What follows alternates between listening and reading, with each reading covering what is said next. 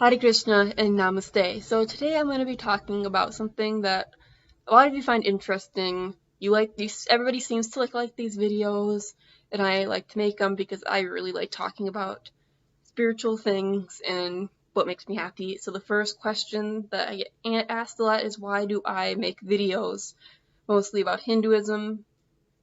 There's most of my videos are somehow related back to Hinduism and spiritual practices.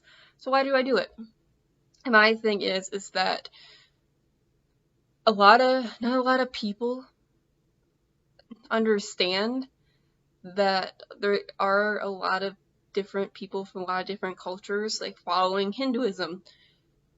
People don't realize that. They get really surprised, like, oh, you follow Hinduism? And they ask some pretty odd questions sometimes, but I don't mind. I want to try to get knowledge out. I'm not here to judge anybody. I just want to get knowledge and positivity out there.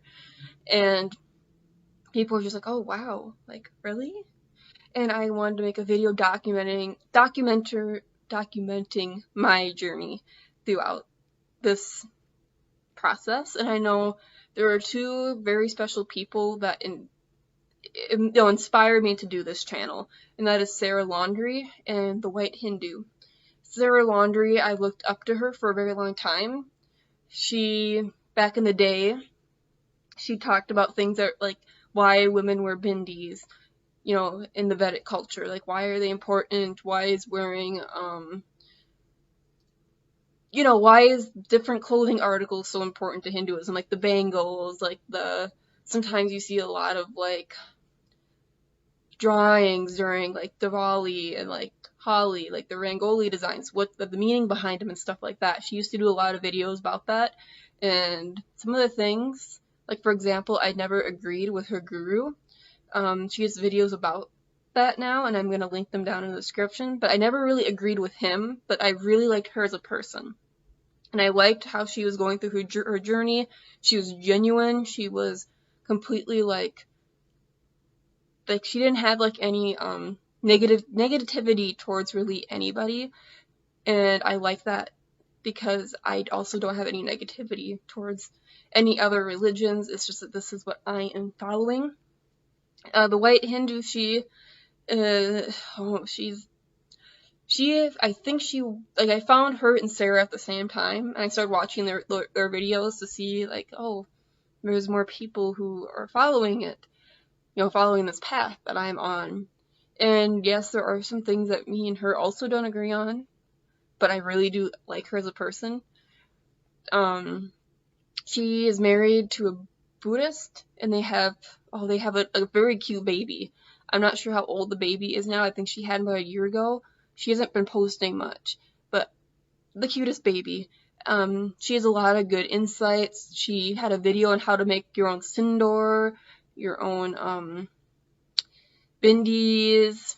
She's just a creative and wonderful person. I highly suggest you check out both their channels. I love them. Another thing basically is about why I'm documenting this is that a lot of people think that when Hinduism, when they think of Hinduism, they think of India. They don't think of like the other cultures that are in there.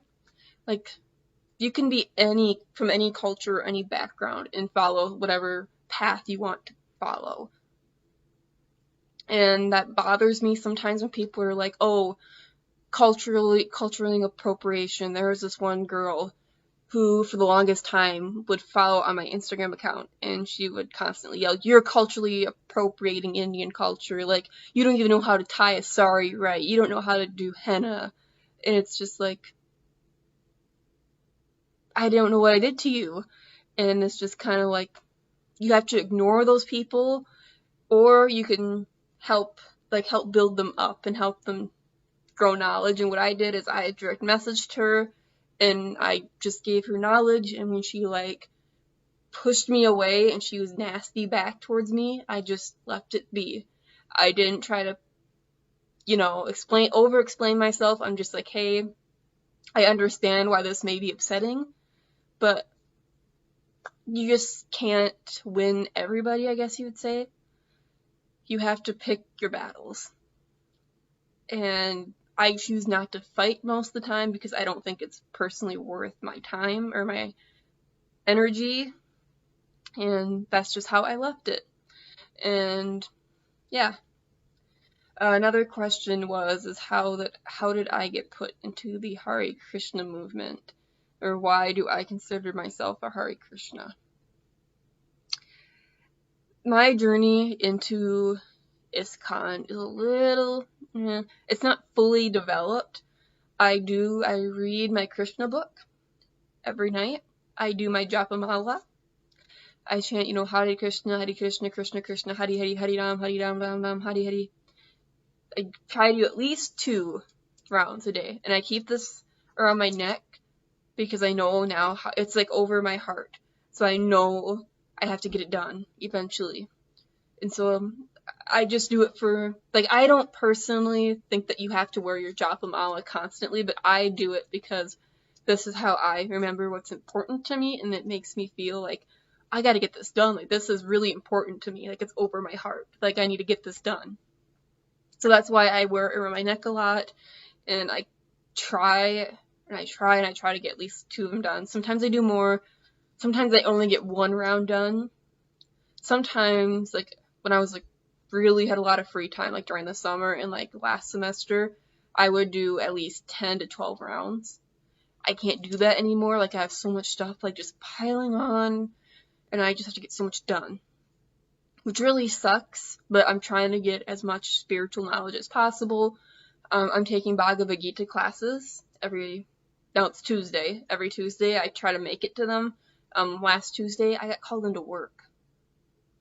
And I was really upset about that, but you know what? You gotta do what you gotta do. And so I read the notes really good, and I go over the chapters if I miss it. I really want to get the spiritual knowledge. And people ask, well, why did you choose this? You had a Ganesh statue. Do you not worship him anymore? You used to have Shiva and Ma Parvati. I still worship them. They are still very, very important deities. It's just now that I consider Krishna the Supreme Personality, and I constantly worship him. And that's the thing, I don't have anything against any other section of Hinduism or any religion in general. I still go to church. I will go to, a service if asked. I'm not going to deny it, saying, oh, no. If somebody says, please, if this is really special to me, can you please come to this church event? I'm going to go. I don't see why we have to separate ourselves from different religions. Because all religions have the same core, I believe, and that's to be a good person. That's just the core of, the other paths. And Hinduism is the same way. We believe that we need to be a very good person in order to receive good karma, and therefore we can be with Krishna. Or we can reincarnate if that's what happens to us. And speaking on that note is what drew you to Krishna. I was at work one day, I was doing pancake bar, and this girl who's my age comes up to me, she's like, are you Hindu? You have a bindi. I'm like, yeah. And she's like, you gotta go to this thing that happens every Tuesday. I'm like, well, what thing that happens every Tuesday? She's like, there's a meditation group.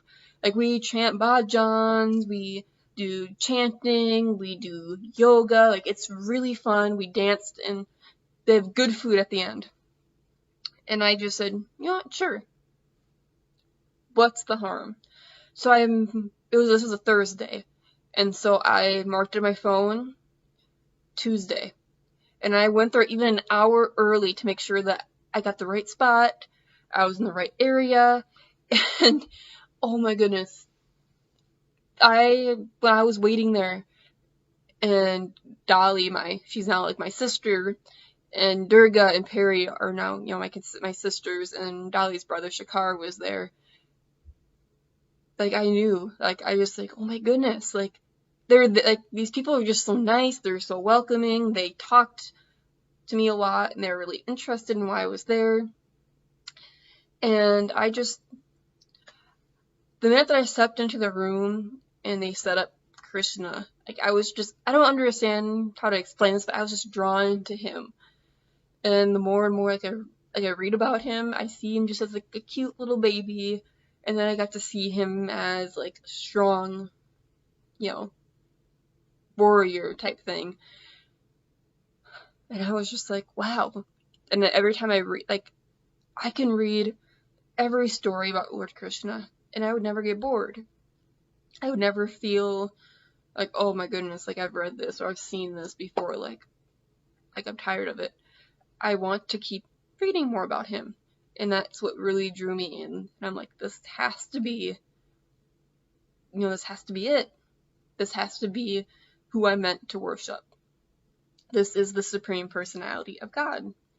And I just kept reading and reading, and the more I chanted, the more I was singing about him, the more I was drawn to him, and the more and more, like, I wanted to worship, I wanted to feed him, I wanted to, do services for him. And the more I got involved in Krishna consciousness, the more I became at peace, the more I became happy, the more I just felt like love, like eternal love. And even to this day, like if I'm really upset, I will blast Krishna music and I will just feel so happy. And so that's what really led me to Lord Krishna. Like I only read maybe one story of Lord Krishna before that day, and I was like, oh, this is kind of interesting, but I'm like, I worship Ma Parvati, Durga Ma, Shiva, Ganesh, like, I know maybe I shouldn't be doing this. I know it's a wrong thinking now, but I was still back in what I would call my Christian mindset, I guess you would say, where basically in Christianity, if you worship anybody but God and Jesus, you're in the wrong. And I was still in that mindset that maybe, this isn't right. But now I know that even though Krishna and Radha are the supreme, the demigods they still need love, they still need to be worshipped, they still need all this stuff that as Krishna does, but Krishna is like the supreme, he's like the controller of everything, and that is how I came to be in this mindset. I know that some people may disagree with me, and that's okay. Everybody has their own opinions, and everybody should be entitled to it. And I'm sorry that this is kind of like a rambling video. I sometimes don't know how to put my feelings of Krishna consciousness into complete words, because I'm still like, it's just a very intense emotion that I have towards Krishna and Radharani. I very much see, it's really weird, I very much see Krishna as a child. It sounds weird, but I do. When I envision Krishna, I see him as like under 15 and just this naughty little child that's so magical and so wonderful. And yeah, I really hope that this video isn't too rambly. If you have any more questions, please ask below, and I'll see you in my next video. Bye-bye.